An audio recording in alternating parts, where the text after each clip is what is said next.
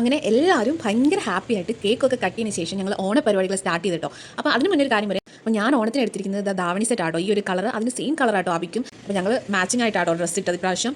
അപ്പോൾ ഓണപരിപാടി ആങ്കർ ചെയ്യുന്നതാ അബി ആട്ടോ. അപ്പോൾ അബി ആദ്യം തന്നെ പറഞ്ഞത് നമുക്ക് എല്ലാത്തരം ഓണം നമ്മൾ പലപ്പോഴും കേട്ടിട്ടുള്ളത് തിരുവോണം, പൊന്നോണം, അങ്ങനെ ഒരുപാട് ഓണം കേട്ടിട്ടുണ്ട്. അപ്പോൾ നമ്മുടെ ഷാജ് ഫാമിലിക്ക് ഇപ്രാവശ്യത്തിന് ഒരു ഓണ പേര് വേണമെന്നായിരുന്നു ആദ്യത്തെ അബിയുടെ സജഷൻ. അപ്പം എല്ലാവരും അവരവർക്ക് ഇഷ്ടപ്പെട്ട ഓരോ പേരുകളും പറഞ്ഞിട്ടുണ്ടായിരുന്നു. അതിനകത്ത് ലാലൂച്ച സെലക്ട് ചെയ്ത ഓണത്തിൽ പൊന്നോണം എന്ന പേരാട്ടോ സെലക്ട് ചെയ്തത്.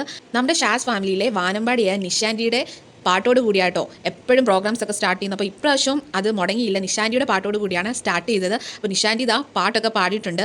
അതിനുശേഷം നമ്മുടെ ഫസ്റ്റ് ഗെയിം എന്ന് പറയുന്നത് ബോൾ പാസ് ആയിരുന്നു. അപ്പോൾ ഈ ബോൾ പാസിൽ ഏറ്റവും ലാസ്റ്റ് വന്നത് ഞാനും അബിയും ആയിട്ടോ. അപ്പോൾ അതിൽ വിൻ ചെയ്തത് ഞാനാണ്. അങ്ങനെ ഞങ്ങൾ തമ്മിലുള്ള ദീർഘനേരത്തെ മത്സരത്തിന് ശേഷം അതിൽ വിന്നറായത് ഞാനാട്ടോ. അതിൻ്റെ ആഹ്ലാദ പ്രകടനമാണ് നിങ്ങളിപ്പോൾ കണ്ടുകൊണ്ടിരിക്കുന്നത്. അപ്പോൾ ഒരു ഗെയിം അതിനുശേഷം നമ്മളെല്ലാം വന്ന് റെസ്റ്റ് എടുത്ത് ആരെങ്കിലും എന്തെങ്കിലും ഒരു പാട്ട് പാടും, അങ്ങനെയാണ് പോയിക്കൊണ്ടിരുന്നത്.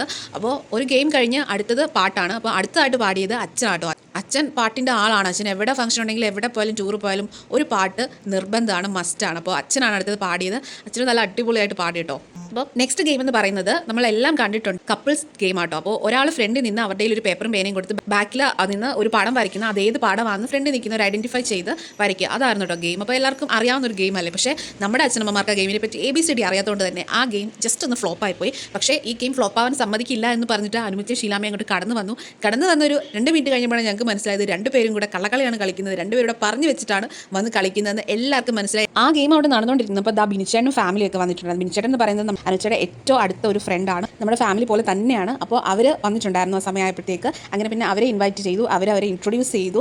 മെയിനായിട്ടുള്ള ഒരു ഗെയിമല്ലേ കസേര കളി. അപ്പോൾ ഞങ്ങൾ എല്ലാവരും ചേർന്നിട്ട് ഒരു വലിയ കസേര കളി തന്നെ അവിടെ നടന്നു കേട്ടോ. അത്രയും വലിയ വട്ടമായിരുന്നു. എല്ലാവരും കൂടെ നിന്നപ്പോൾ അങ്ങനെ ഇടയ്ക്ക് വെച്ച് ഓരോരുത്തരായിട്ട് കൊഴിഞ്ഞ് അവസാനം എന്താ ഇവർ രണ്ടുപേരായിട്ട് ഹരിച്ചേട്ടനും ബിനിച്ചേട്ടനും കൂടെ ആയിരുന്നു ലാസ്റ്റ് വന്നിട്ടുണ്ടായിരുന്നത്. അതിൽ ബിനിച്ചേട്ടൻ വിൻ ചെയ്തു കേട്ടോ. അതിനുശേഷം നമ്മുടെ അമ്മമാരെല്ലാം കൂടെ ഒരു ഓണപ്പാട്ട്, കുറേ ഓണപ്പാട്ടുകൾ ഒത്തൊരുമിച്ച് പാട്ട് പാടിയിട്ടുണ്ടായിരുന്നു. അപ്പോൾ എല്ലാവരും നല്ല ഗായകരും ഗായികമാരൊക്കെ ആട്ടോ. അപ്പോൾ എല്ലാവരും പാട്ട് പാടുക, ആരും ഒരിടത്തും മടിച്ചൊന്നുമില്ല. എല്ലാവരും നല്ല ഓളമായിട്ട് നല്ല വൈബായിട്ട് തന്നെ എല്ലാത്തിലും മത്സരിച്ചിട്ടുണ്ടായിരുന്നു കേട്ടോ. അങ്ങനെ ഉച്ചയായപ്പോഴത്തേക്ക് നമ്മളുടെ സദ്യ, ഓണത്തിൻ്റെ ഏറ്റവും മെയിൻ ഒരു സംഭവമായിട്ടല്ലോ സദ്യ. അങ്ങനെ സദ്യയൊക്കെ റെഡിയായി നമ്മൾ ഓരോരുത്തരായിട്ട് ഫുഡൊക്കെ കഴിച്ചു. അങ്ങനെ നമ്മുടെ അച്ഛനമ്മമാരൊക്കെ ആദ്യമേ കഴിച്ചു. അപ്പോൾ അവർക്കൊക്കെ വിളമ്പിയൊക്കെ കൊടുത്തായിരുന്നു. നമ്മളെല്ലാവരും എല്ലാ പ്രാവശ്യവും നിലത്ത് പാവിരിച്ച് ഇലയിട്ടാട്ടോ കഴിക്കുന്നത്.